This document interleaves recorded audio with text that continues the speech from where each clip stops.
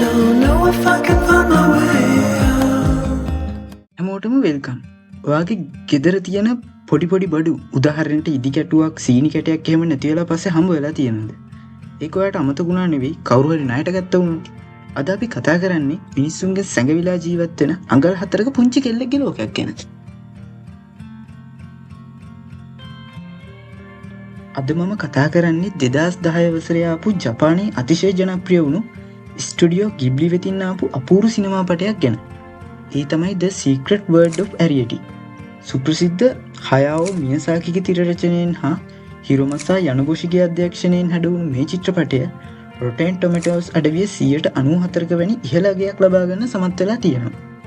ඉතින් අපි බලමු මේ විනාඩි 94ක් පුරා දිවෙන මේ ලස්සන කතාව මොන වගේද කියලා. මුලින්ම මම ඔයාලට අදහසක් ගන්න චිත්‍රපටයේ මුල් විනාඩි 15 විතරක් කියවන්න. මොකද මේක නිර්මාණයක්.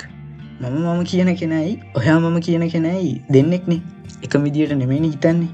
ඉතින් මේක ඔයාට කියවන්න මම ඉතුරු කරනවා. හරි. මේ කාරණාව මුලින්ම කියන්න හේතුනේ කවුරු හරි සම්පූර්ණ කතාවම අහන්න ආව නම් එයාගේ කාලේ අපතේ නොයවන්න. ඉතින් ඔයා කැමති නැත්තම් යන්න පුළුවන්. කොහොම වුණත් මේක හරි රසබර වීඩියෝ එකක් වෙයි. ඒක නිසා කැමති නම් ඔයාට පුංචි කාලයක් වැය කරලා මේක අහගෙන ඉන්න පුළුවන්. හරි. අපි වැඩේ පටන් ගමු. මට ඒ ගින්හානය කවදාවත් අමතක වෙන්නේ නැහැ. මම අම්ම පොඩි කාලේ හැදී වැඩුණු නිවාසේ සතියක් ගත කරා. මෙහෙම කියන්නේ ෂෝන්. එයා ආච්චි එක්ක එනවා. ඒ නිවසට. ගෙදරට ආවම ආච්චි ෂෝන්ට ඉන්න කියලා බහැලා යනවා. මොකද කාර් එක ඇතුළට දාන්න බෑ. හරු කියන ගෙදර වැඩපල කරන් ගෙදර බලා ගන්න ගෑනු කෙනා එතන කාර් එකක් දාලා හරස් කරලා. ඉතින් බලන් ඉන්න එක පැත්තකට දාන ෂෝන් ගේට් එක ඇරලා ඒ චිත්‍රයක් වගේ පරිසරයට අඩිය තියනවා. මේ වෙලාවේ පූසෙක් කුරුමානම් මල්ලන ගමන් ඉන්නේ පුංචි පඳුරකට. ෂෝන් මේක දකිනවා. එහෙමම ආපු කාක්කෙක් පූසට කරදර කරන නිසා පූසත් එතන දාලා යන්න යනවා. ෂෝන් යනවා ඒ පඳුර බලන්න. එතනදී ෂෝන් දැක්ක දෙයට කට බාගෙට ඇරෙනවා. ඒ තාච්චි කතා කරන නිසා එයාට යන්න වෙනවා. දැන් කතාවේ වීරවරිය. එයා පුංචි කොලයක් අස්සේ ඉඳන් එළියට එනවා. එයා ගොඩක් දේවල් එකතු කරගෙන මල් අතු කොළ ಜಾති වගේ. එයා වේගෙන් මේ පුංචි පළාතරින් දුවලා යනවා. එහෙම මාර පූසත් එනවා අල්ලගන්න. ඒත් අපේ වීරවරිය එයාගෙනුත් බේරිලා බායි කියලා එතනින් දුවලා යනවා. තනකොළ පෙත්තොත් පස්සෙන් එනවා. එයා යන්නේ පුංචි ගෙදරකට. ඒ අර ලොකු ගෙදර යට තියෙන තවත් එක ගෙදර. එයාගේ කාමරයට එන්නේ ජනේලෙන්. එයාගේ නම ඇරියටි. දැන් අම්මා එනවා. එයා බනිනවා එළියට යන්න එපා කියලා. ඇරියටි ගෙනාපුව හංගන්න බලනවා. එයාගේ කාමරේ කැලෑවක් වගේ. ඒක එයාගේ පුංචි ගාඩන් එකලු. අම්මා දකින්නව ගෙනාපුවා. එයා සතුටින් අහනවා ඒ බේලීෆ්ද කියලා. බේකොළ කියන්නේ ප්‍රණීත රසයක් සුවඳක් ගන්න පුළුවන් කුළුබඩු වර්ගයක්ලු. මීට chat GPT. හරි. ඇරියටිත් අම්මගේ උපන්දිනය ආව කියලා හිතාගන්න කියලා ඒ ටික අම්මට දෙනවා. අම්මා කියනවා ඒවා අවුරුද්දකට ඇතිලු. අම්මා නම් හැමතිස්සෙම කියන්නේ එළියට යන්න එපා කියලා. මොකද මිනිස්සු නිසා. එයාලයි මාම කෙනෙක්වත් ගෙම්බෙක් ගිලලා. ඇරියටි නම් සතුටින්. මොකද අද එයාගේ පළවෙනි ණයට ගන්න යන දවසලු. ඒ කියන්නේ ෆස්ට් බරෝවින් ඩේට් එක. එයා ගොඩක් උද්‍යෝගිමත්. දැන් තාත්තා එනවා. තාත්තා කියනවා අලුත් මිනිස්සෙක් ඇවිත් කියලා. ඇරියටි දැක්කලු. අම්මා බය වුණාට ඇරියටි නම් කියන්නේ එයා මාව දැක්කේ නෑ කියලා. තව මේ මිනිස්සයා අනිත් අයට වඩා කුඩායිලු. අම්මා නම් කියන්නෙම යන්න එපා කියලා.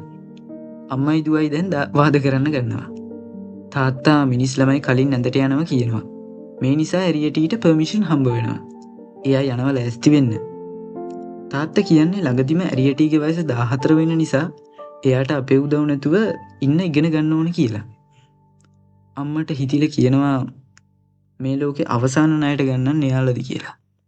ඇරියටි යන්නේ ඇඳුම් තෝරන්න. එයා ලස්සන ඇඳුමක් බලලා ලෑස්ති වෙනවා. කොණ්ඩ කට්ටට තියෙන්නේ අපි පාවිච්චි කරන ක්ලිප් එකක්. එයා ලෑස්ති වෙලා එනවා. අම්මා තාත්තට කියන්නේ සීනි ටිෂු පේපර්ස් තිබ්බොත් හොඳයි කියලා. එයාලා සමු අරන් පිටත් වෙනවා. තාත්තා ළඟ පුංචි ආලෝකය දෙන බල්බ් එකක් තියෙනවා. කැරපුතු කරදරත් එනවා. එයාලා දිගටම යනවා. ඇන දිගේ ගිහින් උඩට නැගලා තාත්තා හදපු යන්ත්‍රකින් එයාලා එල්ලිලා තවත් උඩට යනවා. උඩට ආවම ඩබල් ටේප්ස් කපන්න ගන්නවා තාත්තා. වැඩේ ඉවර වුණාම එයාලා එතනින් එළියට එනවා. එළියට ආවම ඒක ගොඩක් විශාලයි. ශබ්ද වලින් පිරීලා ගොඩක් අමුතු හැඟීමක්.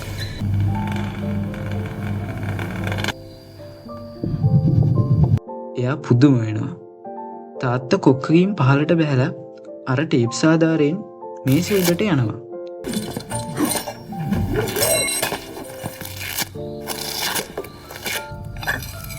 එහෙමම එයා සීනි කැටයක් ගන්නවා. එයා ඇරියටීට ඒක ගන්න එන්න කියනවා. ඇරියටි එල්ලිලා පහලට බැහැලා තාත්තා දාන සීනි කැටේ එයාගේ බෑග් එකට දාගන්නවා. එයාලා එහෙමම යන්න හදන්නේ ටිෂූ පේපර්ස් ගන්න. ඇරියටීට අල්පෙනෙත්තකුත් හම්බ වෙනවා. තාත්තා කියනවා පරිස්සමට පාවිච්චි කරන්න කියලා. එයාලා යන්න ගන්නවා. යන ගමන් මීයන්ව දකිනවා. ඇරියටී නම් කියන්නේ බය නැහැ කියලා. එහෙමම තැනකින් එයාලා එන්නේ අමුතුම තැනකට. තාත්තා කියන්නේ ඒ ඩෝල් හවුස් එකලු. එතන තියෙන දේවල් ගොඩක් කැටේමින් අලංකාර කරපුවා. ගොඩක් ලස්සනයි. විශේෂම දේ ඒව එයාලයි ප්‍රමාණි. ඇරියටි කියන්නේ මේවට අම්මා ගොඩක් කැමති වෙයි කියලා.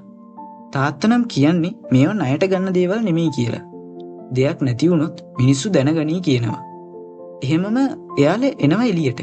එයාලා ටිෂූ පේපර්ස් ගන්න තවත් තැනකට යනවා. ඒව දැකලා ගන්න තාත්තට උදව් කරන්න ටිෂූ උඩට අදින්න ඇරියටිට අනික් පැත්තට එකතු වෙන්න වෙනවා. එයා ඒව දාගන්න බෑග් එකත් හදා ගන්නවා. ඒවයි සද්දෙට ඇරියටි කැමති. ඒත් එකපාරටම ඒ තප්පරේ ඒ මොහොතේ ඇරියටි දකින්නේ ෂෝගේ මූණ. ඒ ඇස් දෙකෙන් එයා ඇරියටි දිහා බලන් ඉන්නවා. හරි, කතා ඉවරයි. දැනට අපි උඩ විස්තර ටිකක් අල්ලමු. මුල් නම කරුගුරෂි නෝ ඇරියටි. ඒ කියන්නේ The Borrower ඇරියටි. පසු නම The Secret World of ඇරියටි.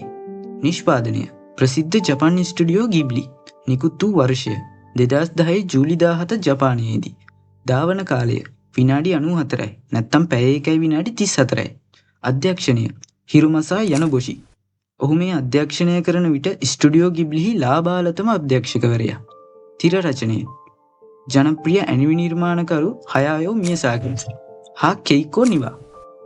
පදනම නැත්තම් බේස්ට් ඔන් මේරි නෝටන්ගේ The Borrowers නම් ඉංග්‍රීසි නවකතාව. IMDb රේටින් එක 10න් 7.6ක්. Rotten Tomatoes 94%ක්. ආදායම් වාර්තා ඇමරිකානු ඩොලර් මිලියන 145කට වඩා වැඩි ආදායමක් උපයමින් 2010 වර්ෂයේ ජපානයේ වැඩිම ආදායමක් ලැබූ චිත්‍රපටය වුණා. සම්මාන 34 වන ජපන් අකැඩමි ප්‍රයිස් උළෙලදී වසරේ හොඳම සජීවීකරණ චිත්‍රපටය ලෙස සම්මානයට පාත්‍ර වුණා. චරිත ඇරියටි, ෂෝ, පොඩ්, හොම්ලි, හරා, ජෙසිකා. ඇරියටි කියන්නේ වයස 14ක බරෝ ගෑන් ළමයෙක්. ෂෝ කියන්නේ හෘද රෝගයකින් පෙළෙන දොරස් හැවිරිදි මිනිස් පිරිමි ළමයෙක්. පොඩ් හා හොමි කියන්නේ ඇරියටිගේ දෙමව්පියන්. හරු කියන්නේ නිවසේ සේවිකාව. ජෙසිකා කියන්නේ ෂෝගේ නැන්දා. කියන්න ඕන ඇමරිකානුකරණයේදී නම් ටිකක් වෙනස් වුණා. මුල් නම් හා පසු නම් මං කියන්න. ජැපනීස් ඔඩියෝ වලින් නම් ඔයාලට මේ මුල් නම්ම අහන්න පුළුවන්. මම නිර්දේශ කරන්නේ ජැපනීස් ඔඩියෝම තමයි. ඒක වෙන්නම ලස්සන. So what do you think of the new kitchen? 台所気に入ってくれた? කොහොම හරි ෂෝන් විදියටත් හරු හරා හා සඩකො නැන්ද ජෙසිකා විදියටත් වෙනස් කරා. මිනියචර් පර්ස්පෙක්ටිව් කුඩා දෘෂ්ටිකෝණය.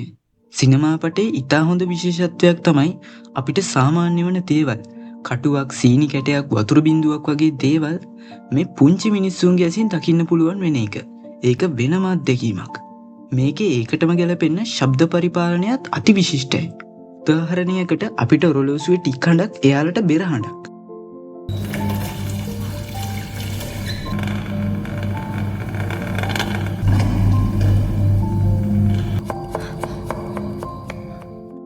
තව ඕන්නම් මේකේ වතුර බිඳුවක් ගන්නකො. පුංචි මිනිස්සුන්ට මේක ගොඩක් ඇලෙන සුළුයි. තව අපිට සාමාන්‍ය වතුර වැටෙන වේගයට අඩුවෙන් මීපැණි වගේ මේක යාලා නිර්මාණය කරලා තියෙනවා. ඒ භෞතික විද්‍යාවට අනුව කුඩා ජීවියෙකුට වතුර මතු පිට ආතතියක් දැනෙන විදියට.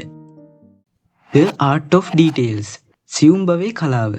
මේ සිනමා පටයේ තියෙන Art of Details ගැන කිව්වොත් ස්ටුඩියෝ ගිබ්ලි ශිල්පීන් අපේ ඇසට පේන්නේ නැති පුංචි දේවල් පවා කොයිතරම් ලස්සනට නිර්මාණය කරලා තියෙනවද කියලා ඔයාලට හිතා ගන්නවත් බැරි වේවි. ඒක ඒ තරම් ලස්සනයි. ඔයාලා මේක හොඳ ගුණාත්මක භාවයකින් භාගත කරගත්තොත් ඔයාලට බිතුපත් 100ක් 200ක් මේකෙන් ගන්න පුළුවන් වෙයි. හරි, බිතුපත් කියන එකේ තේරුම වෝල් පේපර්ස් කියන එක.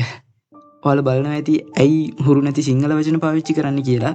ඇයි කිව්වොත් මේ ටික කාලෙට මම සිංහල වල තියෙන ලස්සන රහ අල්ලගත්තා. ඒ නිසා මම හිතුවේ මේ ලස්සන රහ අපේ channel එකේ විශේෂත්වයක් කරගත්තොත් හොඳයි කියලා. විශේෂයෙන්ම මේ වගේ reviews වලට විතරක් හරි. ඒකයි හේතුව. හරි ආපහු කතාවට. මේ කතාවම ඇත්තටම දියසායම් වලින් ඇති සිතුවමක් වගේ. ඔයාලට දන්නව ඇති ඒක ගිබ්ලි වල විශේෂත්වයක්.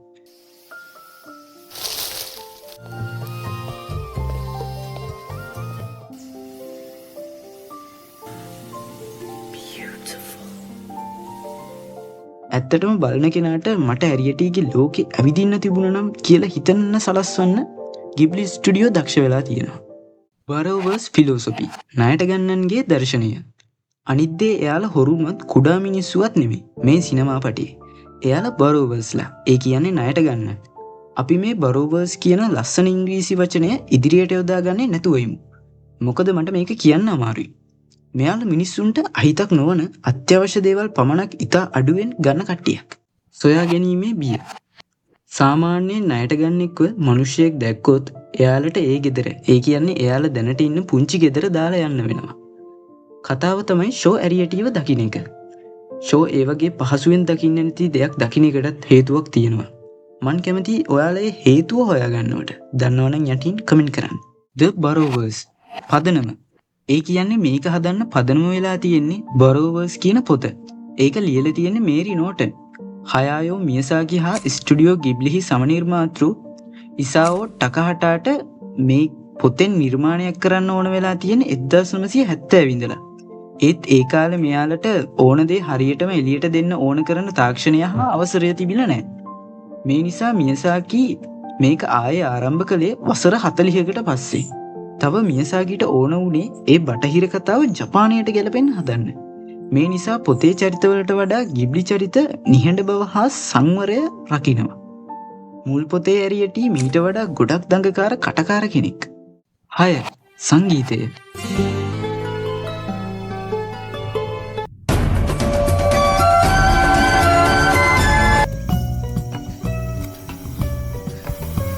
I'm 14 years old, I am pretty.